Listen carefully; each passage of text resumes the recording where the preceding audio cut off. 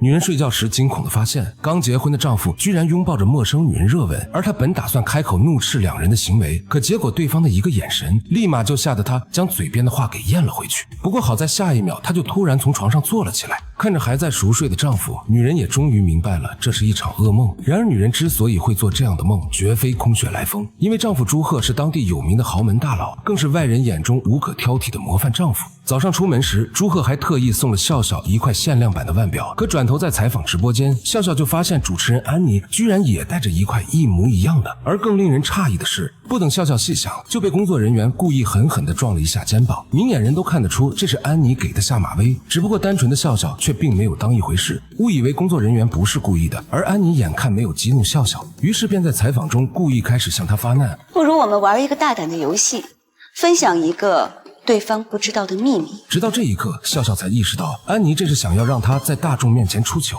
毕竟再完美的婚姻都会有一些不可告人的秘密，无论他们夫妻怎么回答，安妮都会有让他们难堪的机会。于是笑笑立马就叫停了准备回答的朱贺。我们拒绝回答这个问题吧。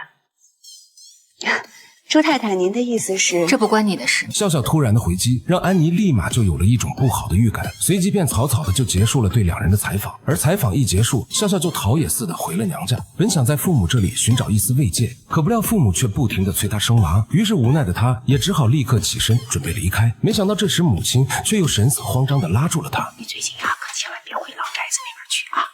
怎么了？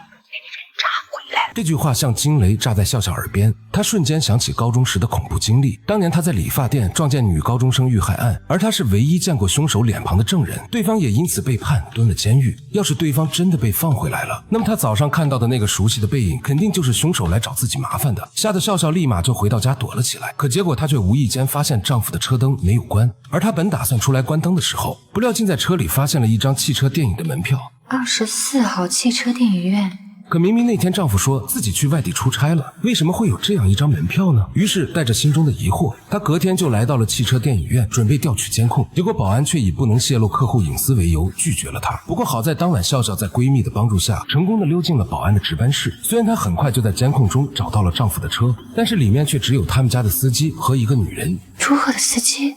然而就在笑笑以为是自己误会了丈夫，准备立马回家的时候，不料竟在一家酒吧看到丈夫跟别人约会的一幕。不过她却并没有直接冲过去揭穿两人，而是偷偷的走进酒吧，并坐在了两人的隔壁包间。因为跟丈夫约会的正是之前采访过他们的主持人安妮，所以她想听听两人到底在谈论什么。可让笑笑怎么都没想到的是，就在她进入酒吧的那一刻起，丈夫就通过酒杯里面的倒影发现了她，所以便立刻就开始了自己影帝级别的表演。其实呢，我想跟你道歉，因为我不知道哪里让你误会，我对你真的一点意思都没有。说实话，除了我老婆之外，其他的女人我都没有兴趣。在假惺惺的警告对方不要给自己的老婆搞动作后，朱贺便立马起身离开。而就是这样的一番话，让本来怀疑两人的笑笑心里立刻就乐开了花，却殊不知丈夫在离开时故意用眼神瞟了她一眼，只是沉浸在喜悦中的她根本就不知道这是在挑衅，居然还生怕被发现般的背过了身。等丈夫走远后，她这才敢回到车内将这一好消息发给了闺蜜，却殊不知此时的车内竟还坐着另一个男人。好久不见了，笑笑宝贝。